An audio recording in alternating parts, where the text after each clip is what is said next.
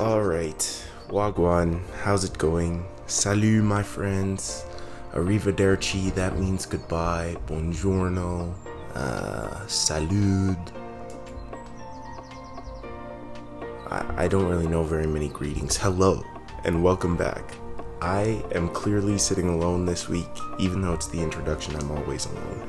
But you guys can go see Kale, the brain psychology guy, and ponder with him as to why he stuck the episode about the brain on this airhead.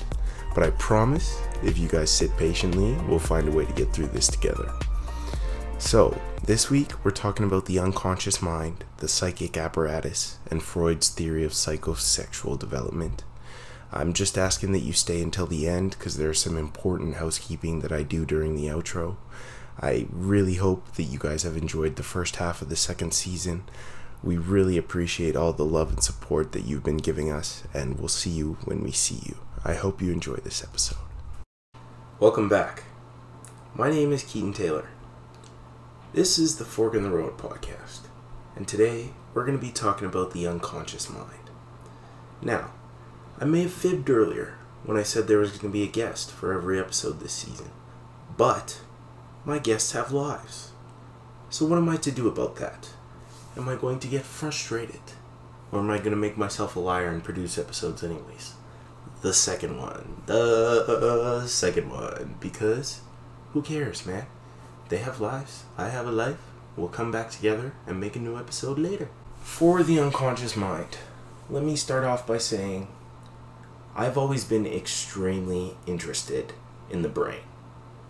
And I think what it is that when I was growing up, obviously, growing up from 2005 to 2018 in public schooling, you can't be brain dead when it comes to using a computer, because we used one almost every single day from like grade 2 or grade 3 to the day we graduated high school. But it's not like I can speak basic. I can't write code. I don't know computers. But the brain is like a giant organic supercomputer.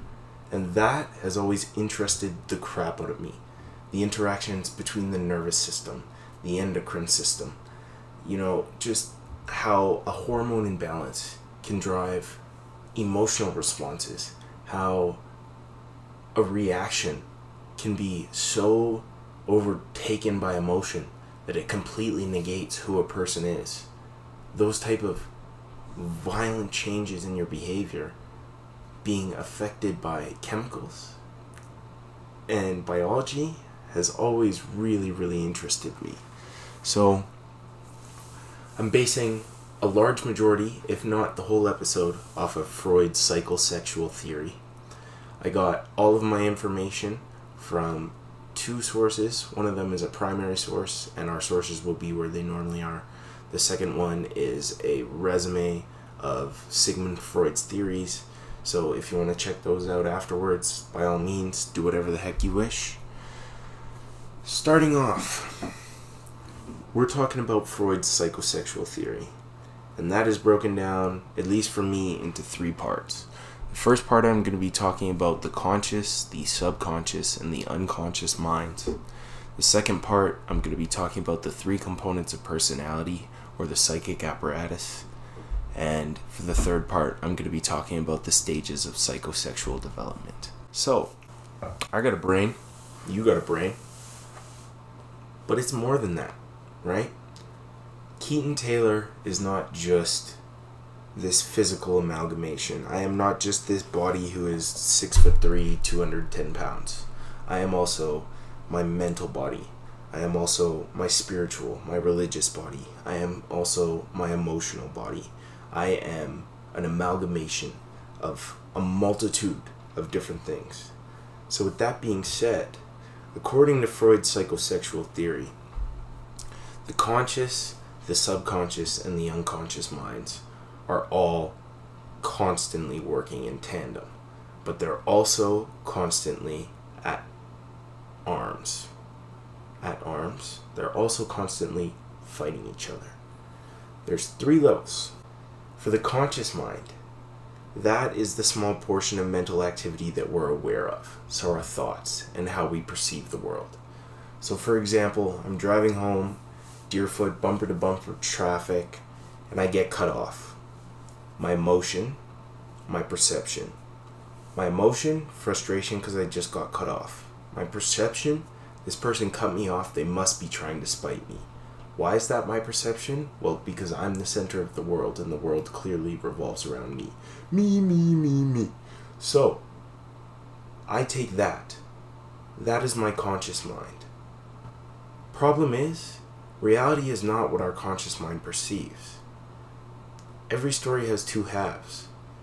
You fly into the person's car who cut me off. They could have cut me off because their loved one is on a deathbed and they're trying to get to the hospital to be with them in their last moments of life. And I know that got super dark out of nowhere, but that's what I'm saying, right? You never know what's going on. There's always a different perspective. So the fact that my perspective and reality can be two distinctly different things, that must mean that our conscious mind is not the whole interpretation of the truth. And it also must mean that our conscious mind is not the only thing that is interpreting the information or the thing that is interpreting all of the information that we're constantly ingesting. So second, the subconscious mind are the things that we could be aware of if we really tried, such as our memories, regardless of if they're repressed or not, and our knowledge. The role of our subconscious mind is the processor of sensory information that allows our conscious mind to make decisions. So let's say you're with a friend and you guys walk into the basement. From the minute you open that door, regardless of if your conscious mind is solely focused on the conversation that you're having with your friend, your ears are picking up auditory signals. Your skin is picking up differences in temperature. Your nose is picking up olfactory changes in the air, etc., etc. Your eyes, while they're focused on the person that you're talking to, they may also be scanning the room and seeing, oh, there's an exit, oh, there's a source of danger, etc., etc. The point is that our subconscious is constantly taking in sensory information without our knowledge. So, all of a sudden, you guys have been chatting, it's been 7 minutes, the lights in the basement shut off. You're like, oh my god, something feels off, I don't know what's gonna happen.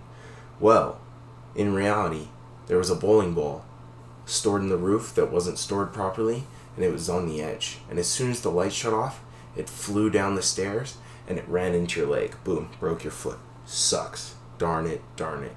But that something feels off feeling, that was your entire subconscious mind taking in all this sensory information as you had this conversation and said, well, here's an exit, here's an exit, here's an exit in case there's a source of danger. But as soon as the lights shut off, you go into fight or flight mode and you're like, I don't know what's happening. Where are my exits? How do I get out of here? And then unfortunately, the bowling ball got you. You weren't quick enough. Sucks. Our subconscious mind can also guide unconscious reactions. So let's say I'm going to project my experience here. It's the final game of your high school's dodgeball tournament. Whole gym is packed. There's 2 people left on the left alive on the one team and 4 people left alive on the other team. This one of the 2 people on team A pulls off some crazy matrix move and dodges a ball. It bounces off the back wall and he has to turn to retrieve it. 90-degree turn. So his back isn't completely facing the other team, but he cannot see them. Now, when a ball gets thrown and it's approaching the back of his head, while he may not have the ability to be like, my spider senses are starting to tingle, feel it in the air, sense it, grab it, spin around, and knock the guy out with the same ball that was thrown at him, our subconscious mind is still taking in sensory information while our head is turned. So let's say we hear the release, or we hear the whistle as it approaches the air, and then we feel the cold air coming off the ball that hits the back of our neck. That may allow us to duck out, pull some crazy matrix move again, without having even seen the ball, which is crazy. It's absolutely insane. So this is also the reason why I think it was in 2017 that dress went freaking crazy on the internet. Some people saw it was black and blue. Other people who were wrong saw it as white and gold. And like, in reality, none of you are wrong unless you agreed with me. Then you're right. If you disagree with me, then you're wrong. But it's fine. The actual reason is that our subconscious minds interpret ambient light differently. So I could be looking at this picture right here in my right hand, and my friend Alexandra could be sitting right here looking at the picture in their right hand. Same lighting, same telephone, same picture. I see black and blue, she sees white and gold. Neither of us are wrong. It's one color. The dress is one actual color, but our subconscious minds are interpreting the ambient light differently. So, even more interesting is the unconscious mind, the stuff we really can't get at. This is the mental activity we're not aware of and we cannot become aware of. So our fears, our unacceptable sexual desires, our violent motives, etc. These processes, they're responsible for a majority of our behavior. It's like a big bowl of primitive drives that is only being controlled by preconscious thought or preconscious action. So, memories that are too scary or too painful, they can get locked into your unconscious mind through a process called repression, which I'm not going to go into detail about because I'm assuming you know what repression is. Freud himself was adamant that the unconscious mind does way more than people realize. And that's why he was seen as the father of psychoanalysis. And we talked about this in season 1, if you want to go hear some more about that.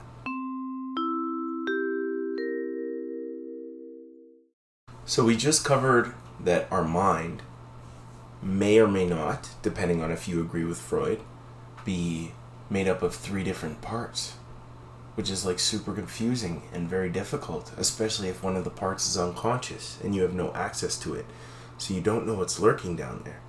That might be a little scary, but it gets even deeper. Our personality has been seen to have 3 components, or as Freud called it, the psychic apparatus. And I need you to keep in mind that these are hypotheticals to help visualize important mental functions. In my interpretation, it's not like our personality is split 1/3, 1/3, 1/3. More, our personality is 100%, but 1/3 of it is this part, 1/3 of it is this part, 1/3 of it is this part, and they're constantly punching up and pushing down on each other, trying to influence each other and get what they want. So, the first part is the id, ID.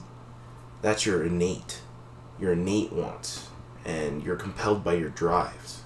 Freud assumed that this part of your personality was operating at an unconscious level, and it looked to gratify through satisfying your basic instincts. It's made up of 2 biological drives, Eros, which is the life-giving drive, and Thanatos, which is the death drive.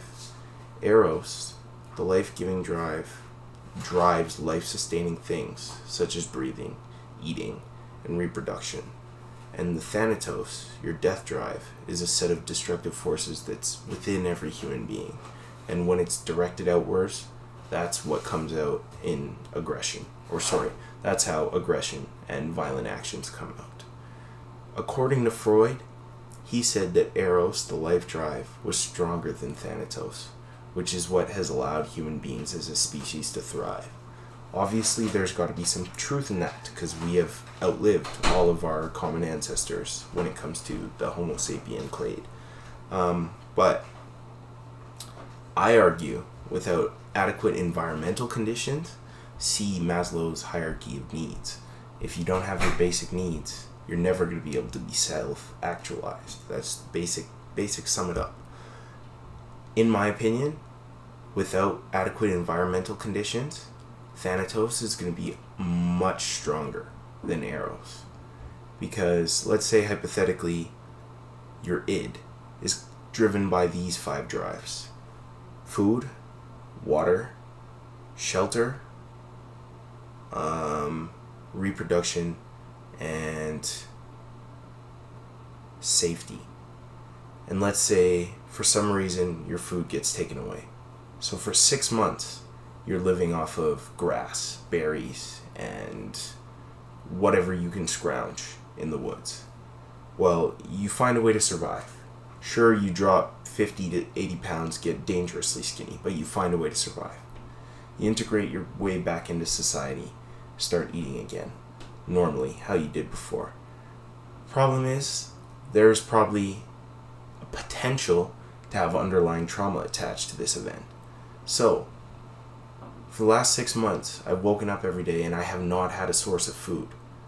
The next time I have an adequate amount of food, my brain might make the connection that somebody's going to take this away from me. So I might have to eat as much and as fast as possible whenever I have food. And this may lead to an eating disorder. But we'll get into this later, how these type of effects may snowball. So the second part is your ego, and that is your conscious and your rational personality. And that develops initially during infancy, and its goal is to satisfy the wants of the id in a safe and a socially approved manner. So the ego walks the line of reality and fantasy, since it operates with both unconscious and conscious mind control. Let's say the ego and the id are 2 hypothetical people, and they're walking down the street. The id frickin' loves ice cream. Like I'm talking about, he is the ice cream man.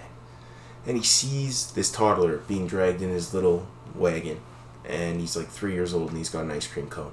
The id, he's gonna go up to that ice cream cone, eat the entire thing straight out of the toddler's hand. No remorse, keep strolling. Ego sees id go for the ice cream cone, he's gonna grab id by the collar, even though he's a person, pull id back and say, "Id, the hell are you trying to steal ice cream from a little kid for? What is the point in that? We can literally walk 2 blocks to the ice cream shop where the kid got the ice cream and use money to buy you some ice cream." Rational. So, these 2, they kind of get along. Because ego wants what id wants, but ego wants it in the right way. But they also clash, because id, at some point, is going to be like, why is there all these rules? Just let me do what I want. You know what I'm saying? And that's not even the worst part of it. Or best worst. That's not even the last part of it. The last part of it is the superego, which is your internalized moral standard. And that develops when a child identifies with their same-sex parent. So let's say there's this kid named Matthew. And when Matthew is 15, he decides that he is pro-life. And he may fully believe that, or he may not. But it might not be Matthew who has informed this decision. It might be his father who, when Matthew was younger, raised him every day to believe that as soon as something is born or brought into the world, it has the right to live. And I'm not saying that's right, that's wrong, etc., etc. I don't really care. It's just an example.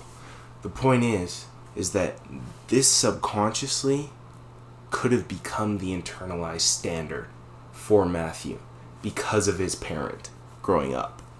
So the superego makes sure that our moral standards are being followed, and it motivates us to act in a socially responsible and acceptable way. Sounds like a pretty good guy.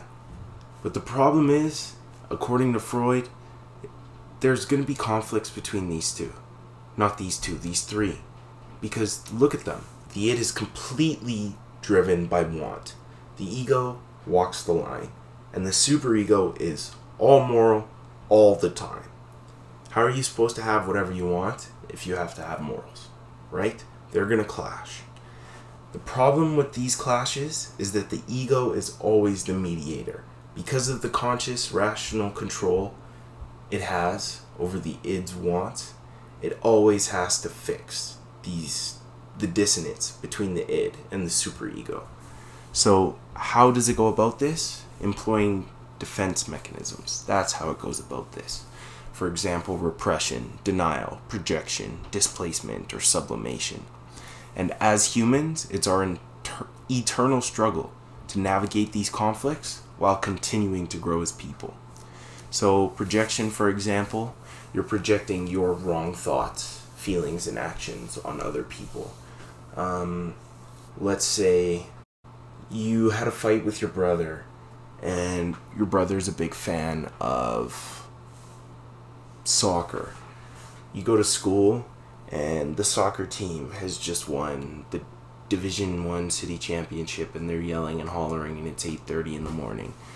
You walk up to the soccer captain, and you tell him, congratulations, but your sport's irrelevant, and I don't actually care that you won anything. None of us are going to care about this by this time tomorrow.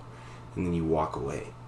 Well, you're probably reflecting that anger that you had at your brother on this soccer kid who's just trying to celebrate his dub. For what reason? You don't know, because you repressed. And your unconscious mind is like, there's something deep in here, a huge problem that we need to get at. This is definitely fruity. So, my biggest thing is that you need to be willing to do the work, right? You identify a problem, are you going to do something about it or not? And it's not like it's going to be easy. This is like a very lukewarm introduction to these type of things. But to really break down these traumas that are lurking in the unconscious mind that might be affecting us throughout our lives, that might involve a little extra help, but we'll get there. We'll get there eventually.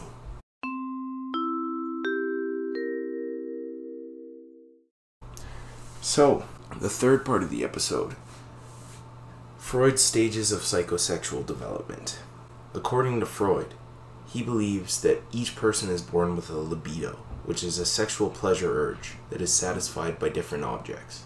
And this sexual pleasure urge is a very, very broad topic, and our erogenous zones will evolve throughout time. But by the time I'm done explaining this, you should understand what I mean. So from when you're born to around 1 year old, you're in the oral stage. And that's when you're craving close contact with a partner. And when you can't get that contact, you ease this by sensory satisfaction through your mouth, sucking on pacifiers or swallowing things. And that's why, like, 2-year-olds get G.I. Joe stuck in their throat all the time. Because it's like, oh, let me explore this with all of my senses. Well, that feels good in my mouth. Let me try and swallow it.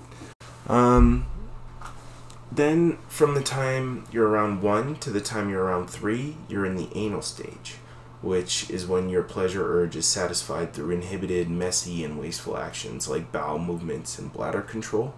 So, let's say you really want to snuggle with your parents, but dad's busy in the kitchen going crazy, and mom is busy in the office going crazy, and you just need some loving. Well, you drop a huge dookie in your diaper, and then you start wailing, "Ma, ma, ma," and they come running over. Now you're being soothed, right? You get cleaned, you get to cry, you get a hug, maybe even get fed. You get everything you want. From there, the phallic stage, from 3 to 6 years. This is the first internalization of sex role characteristics and moral standards of the same-sex parent. So, your ego develops during the oral stage. Your superego develops during the phallic stage. According to Freud, he suggested that due to the Oedipus complex, which I'm not going to get deep into, we may also bash heads with our same-sex parent. During the phallic stage, the genitals are the new erogenous zone. So, the fourth stage is the latency stage, and that is from 6 to around 11 years old. During these years, according to Erickson, we're entering or in our industry versus inferiority stage, which means as kids who are just growing up, we want to help. And if we can't help, we feel useless. And if there's no use to us, well, what the heck, right? So with that as our prime motivator, the libido isn't really active during this time. We're still struggling with issues of developing our ego and our rational thinking and our superego, our moral thinking. And then the fifth stage is the genital stage, which is from 12 years onwards. And that's the expression of your sexual urges in a socially acceptable manner. And if we progress through the stages and you are a cisgendered straight human being, this will inevitably lead to penetrative sexual intercourse. According to Freud, it's crucial to successfully complete each stage, because if not, we can be behind mentally, say, and that would leave us fixated on a particular stage. So for example, if during the oral stage your parents forced you to eat too much, or they weaned you too early, you may be more prone to oral fixations such as smoking, dependencies, and aggression. During the anal stage, if you were toilet trained before you were ready, or your parents were too lax or too harsh, you may grow up to be obsessive, super clean, really messy, really mean, or generous to the point where it's self-destructive. And during the phallic stage, if you had an abnormal family upbringing during this stage, you might have had an unusual relationship with one of your parents, and this may lead to vanity, sexual anxiety, inadequacy, inferiority, or envy. So is any of this stuff even important? Is it supported by evidence? Like, why are you listening? In reality, Freud is a smart dude. People throughout history have respected this man, or at least his knowledge. I don't know what he did behind the curtain. I've come to learn that a lot of the smartest people have some shady past, man. But I'm saying, the knowledge that he put into the community, a large majority of it was respected. But in my interpretation, this is like Buddhism. It's a theory that's unfalsifiable. You can't really prove or deny that he's right. For Freud, the development of this theory was based largely on his own experience, his patient's experience, and one child's experience. But it was intended that these three theories be taken as individual pieces of guiding information, and we need to see for ourselves, like the Buddha says in Buddhism, if we can generalize and apply these to our own experiences. So, my biggest takeaway from all this stuff is that you need to be willing to do the work. This is, like I said, a lukewarm introduction, man. And if you're like me, and you've seen yourself in any of the above statements, it might be time to go see a psychologist and really start breaking down, getting to the root of these repressed childhood traumas. Because I don't know about y'all, but when I was little, my mom had this stuff called Dr. Scholl's wart remover for the warts that showed up on my foot. Stuff never actually removed any warts, just made it smaller. The only way for my mom to get rid of those warts was to take a pair of tweezers, go into my little boy foot, and rip the root out. And yes, it was excruciatingly painful. And yes, it was really weird seeing a root that is as long as my foot come out of the inside of my foot. But after that, they always healed.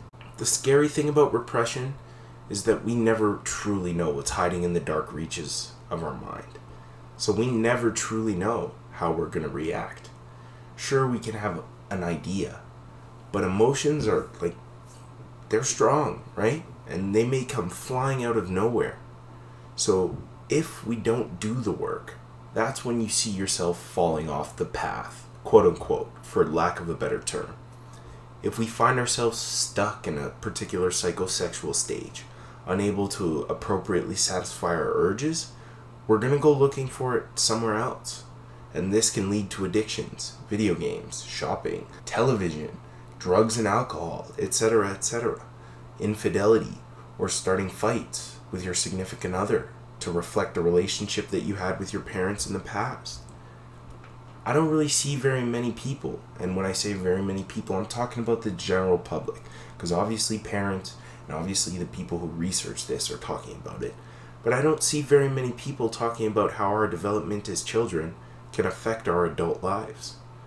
And in my mind, without the knowledge that our conscious, subconscious, and unconscious minds are constantly operating in the same, not in the same space, they're working in tandem, and they're punching up and punching down and on each other and influencing each other. How are we supposed to identify the start of those negative behavioral loops, the root, and pluck it out so we could stop them? Because if the goal is to evolve, you got to get to the root, right? At least in my esteem. So my goal here is to open up some dialogue between generations. Obviously, I am not a child. Well, okay, I am a child, but I am no longer a child. And I'm also not a parent. But I think it's so important as children and as parents to understand how our mental health can affect the succession of generations. I also think it's really important to seriously think about parental life. You can't just walk into having a kid. And obviously, I'm not a kid. Obviously, I'm not a parent. Obviously, don't let me lecture at you like I know everything. I don't have a kid. But what I'm trying to say is we need to do the work to heal our traumas before we bring another child into the world. Because if you don't, then your kid's going to have to get therapized for your traumas.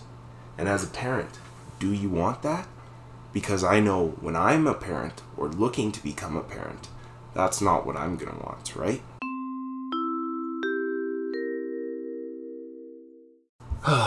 So, we did this earlier in the show's run, and I'm trying to bring it back. So now is the part of the show where we go through some recommendations. If you're having some trouble with your relationships, I would recommend reading Getting the Love You Want, A Guide for Couples by Harville Hendricks and Helen Lakely Hunt. This book is not specifically about romantic relationships.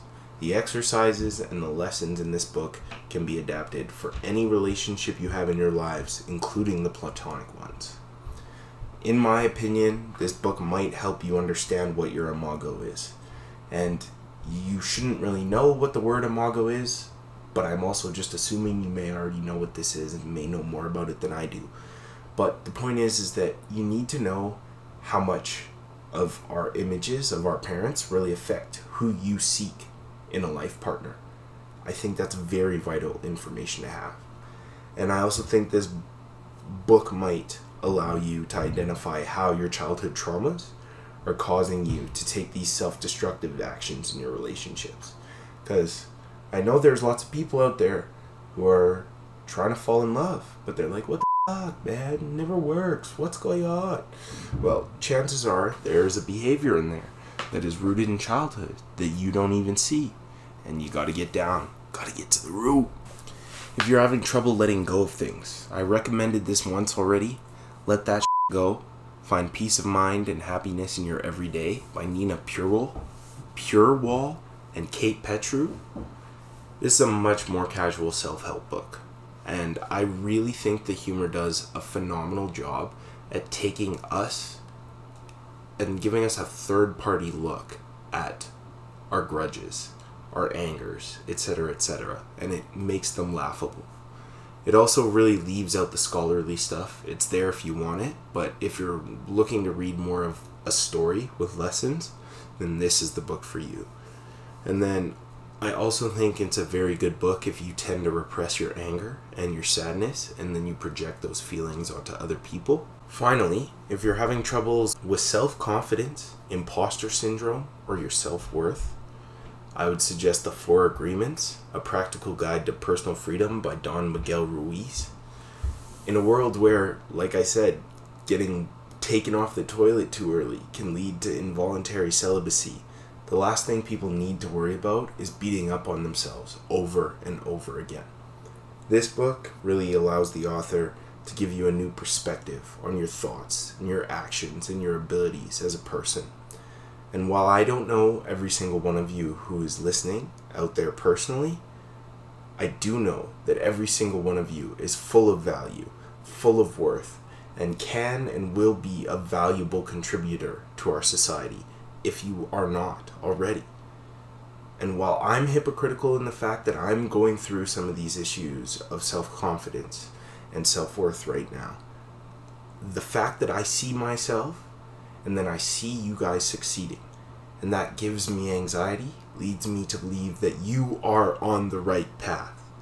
But it also leads me to believe that I am on the right path because I see you as a role model and I see you as somebody I want to get towards. So while my anxiety should be lessened, and I really shouldn't be comparing myself to other people, having healthy role models to strive after is something that is very, very important in life.